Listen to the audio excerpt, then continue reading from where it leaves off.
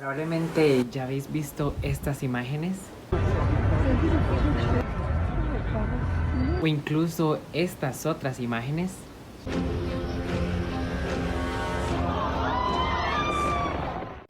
O estas otras.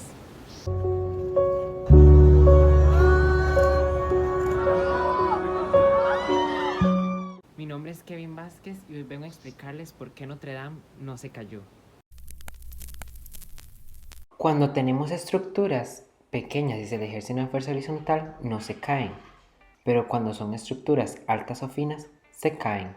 Entonces, ¿cómo construimos edificios altos? Bueno, que todo es muy importante remontarnos al tiempo de la historia donde solo podíamos construir con tierra, barro y piedras. Cuando tenemos dos vigas, estas ejercen su fuerza hacia abajo. Pero ¿qué es lo que pasa? Para aquella época teníamos los arcos, lo que hacía que la fuerza se fuera hacia los lados, es decir, que se fuera horizontalmente, lo que posteriormente realizaría que estas paredes se salieran hacia los lados y se nos derrumbara la estructura. ¿Qué es lo que pasa?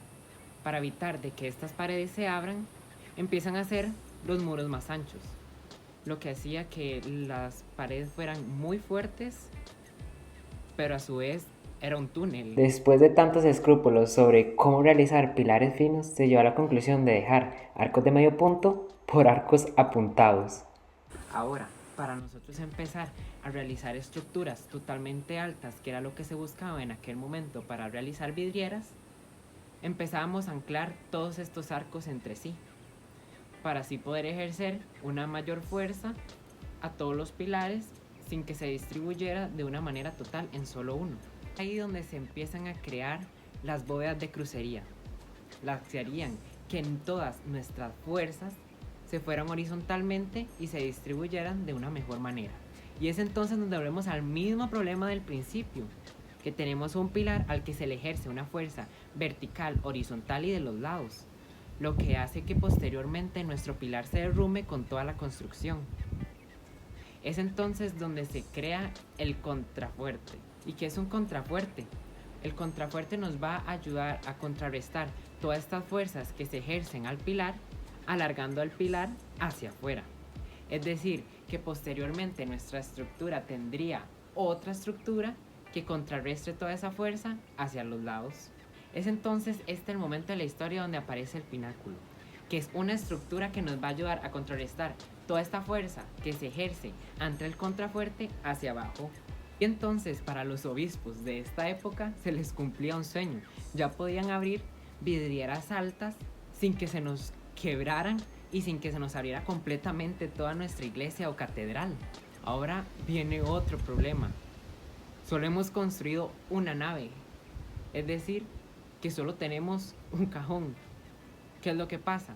Que los obispos empiezan a pedir que se hagan 5 naves para poder crear un espacio completamente abierto para que las personas pudiesen entrar y pudieran caber en toda la estructura. Entonces viene nuestro primer problema. Ya el contrafuerte empieza a tapar todas las estructuras de las vidrieras, haciendo que hubiesen sombras totalmente horribles. Y es entonces donde se descubre algo nuevo. Ahora, ¿qué es lo que pasa? Posterior a tantos debates y quebrarse la cabeza, se crean los arbotantes. ¿Y qué es un arbotante? Es una estructura de medio arco que nos ayuda a que todas las fuerzas que se ejercen en una nave se puedan ir a otra nave y que esta otra nave las realice otra nave y así, logrando de que estas estructuras no se caigan y se dé luz ante todos los lugares de las naves. Ahora, entendiendo esto, podemos entrar a por qué Notre Dame no se cayó y por qué hubiese sido una terrible idea tirar un avión con agua desde el cielo. Lo que pasa es de que se incendia totalmente una estructura de piedra y se cae hacia abajo. Es decir, de que todas estas estructuras de arbotantes y pináculos logran ejercer las fuerzas horizontales sin que se derrumbe la catedral. Es decir, de que ya no hay una fuerza que se ejerza horizontalmente, simplemente se queda ahí.